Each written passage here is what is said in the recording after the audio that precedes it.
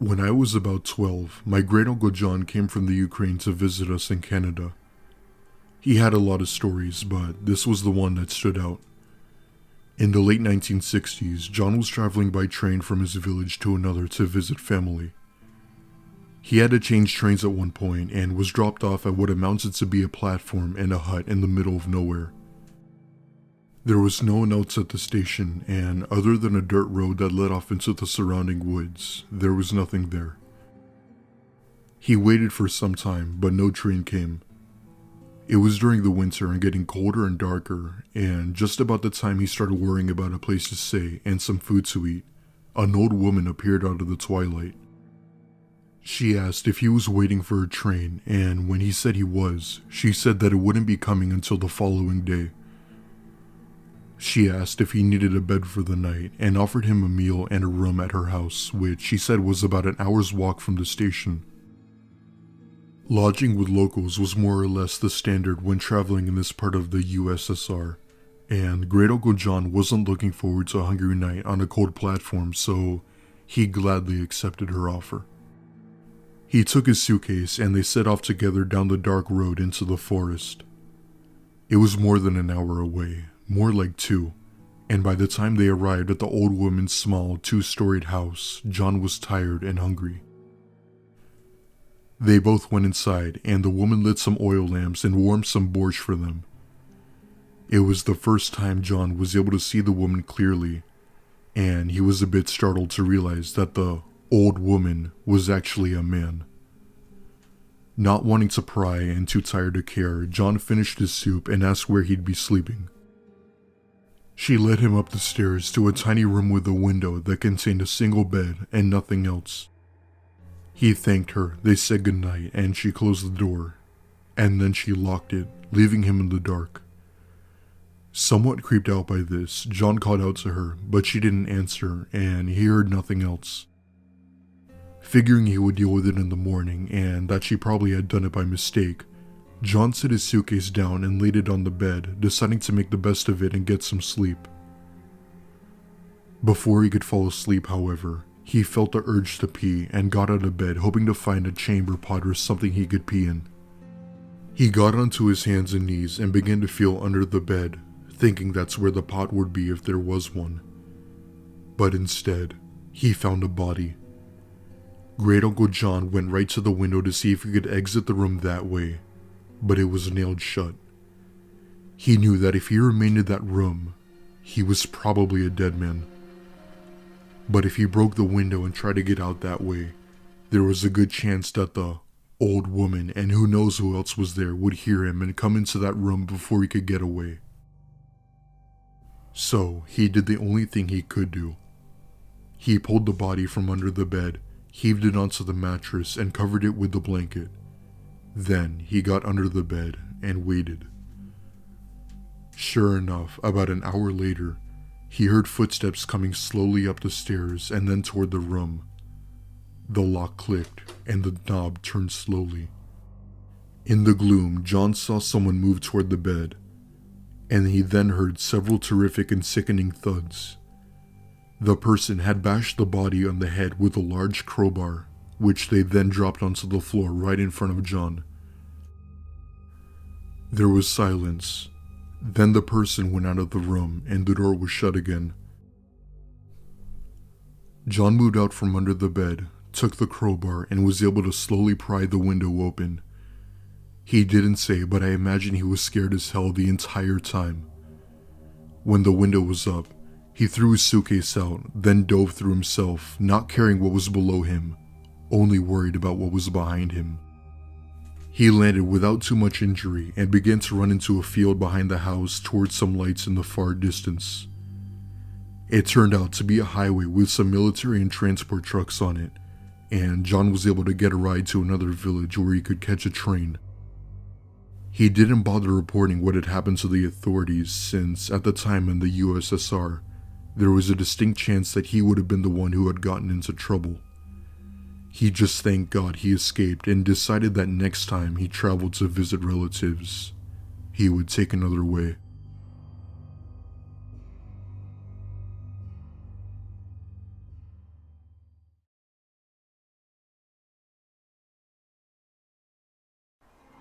So just over 10 years ago, I was fresh out of college and had moved back to my parents' house for the free food and rent for the next 9 months or so before I was leaving the state for graduate school. Now my parents are super chill and gave me my own space in the house, but being a 22-year-old single guy and living in a house in the sticks is certainly not ideal. But I didn't have any other options, so I started looking for some work more to pass the time than to save up some money.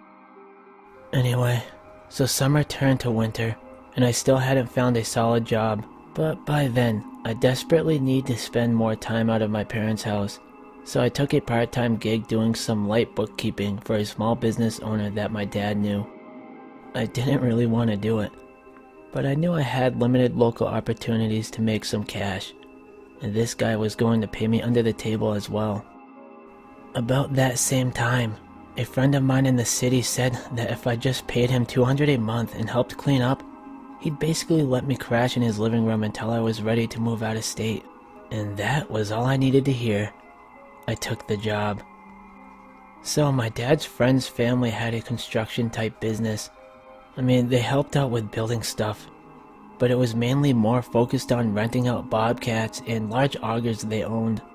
They trusted me to go in there for about 15 to 20 hours a week and check and file the rental forms, make sure nobody missed a payment date. The old building where I worked was about 90 years old and at the top of this little hill, and the downstairs used to be an old country bar until the 1970s when this family bought it cheap. They had cleared out the bar and fenced in the property to use its parking lot area to store all their rental equipment and gear. I could generally come and go as I pleased, work any hours I wanted to as long as the work was done. So if things were slow and there weren't any rentals for a couple of days, I'd usually go in after 7 and stay until around midnight.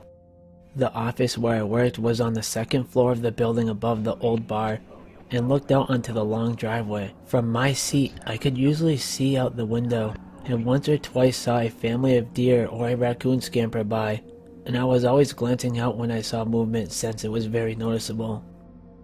It was incredibly remote, very still and quiet, so if something unusual occurred or if something felt off, I definitely noticed it. One night during winter, it had snowed a few inches and my dad told me to stay in cause the roads were bad. However, I had an old SUV and more than that, just really wanted to get out of the house. So I went into work about 8 p.m. and I was gonna stay until after 1. I always left the gate open at the bottom of the hill since nobody ever showed up at night, as we were literally in the middle of nowhere. So I'm jamming out to some Fall Out Boy and having some coffee and kept glancing at the snow outside here and there. At one point around midnight, I went downstairs to the big bathroom to do my bathroom business, and then came back upstairs and got settled back into my work.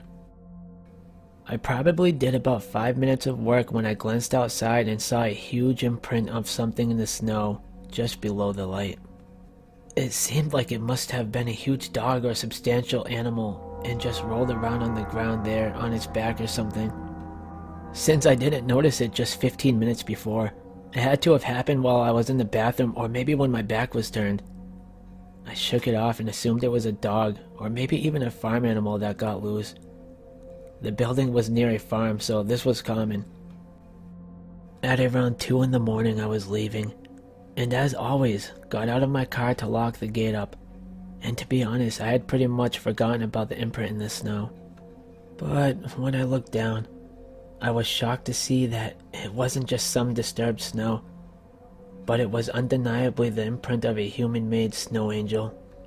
I used to do this when I was younger, so I 100% knew for sure that this is what it was. It was also deliberately made underneath the light post, but it wasn't from some kid, but rather from a large person.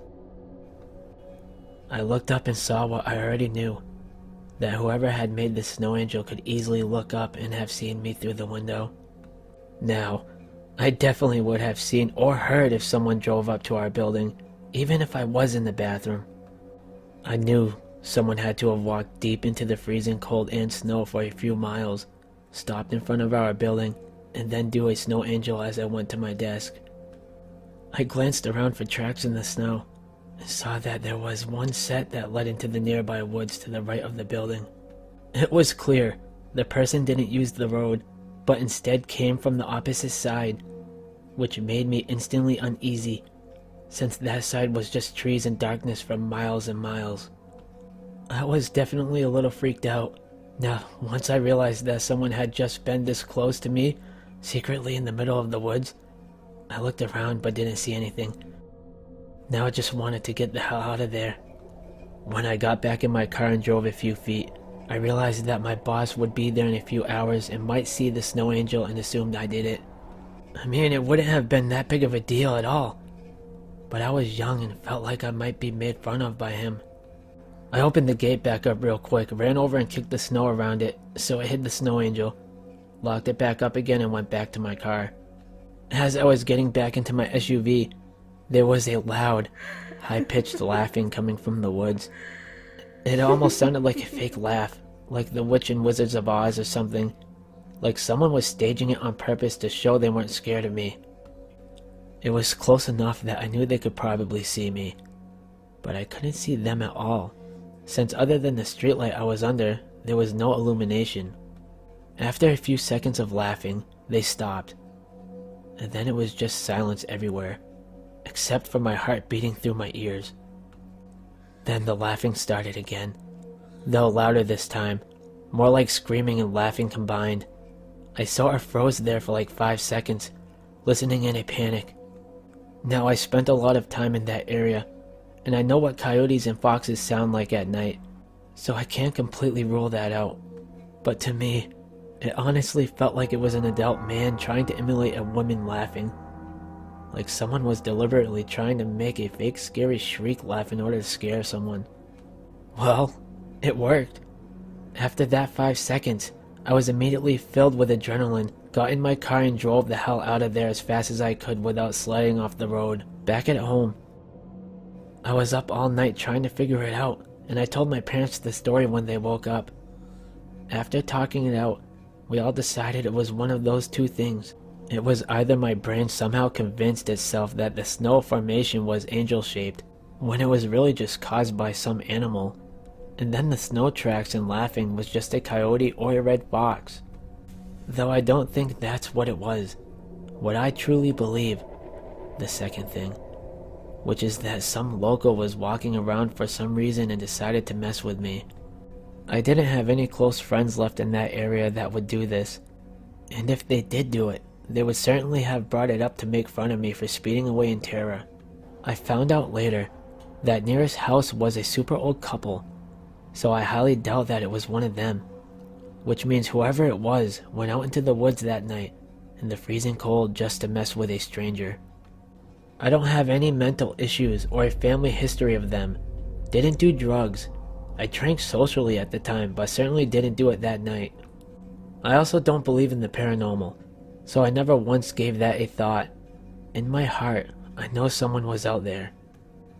I worked there another 6 weeks or so, and never had a single issue, though I knew where my boss kept his gun, and I always made sure it was right there next to me, and I certainly always locked the gate from then on. Thinking about this experience that night, the part that freaked me out the most was that he had to have waited around for me for at least 2 hours for me to leave just to do that laugh. For some random dude, this is probably a story he tells from his point of view to make all his friends giggle hysterically. But for me, that dude, the one I call Angel in the Snow guy, the one with the laugh I'll never forget.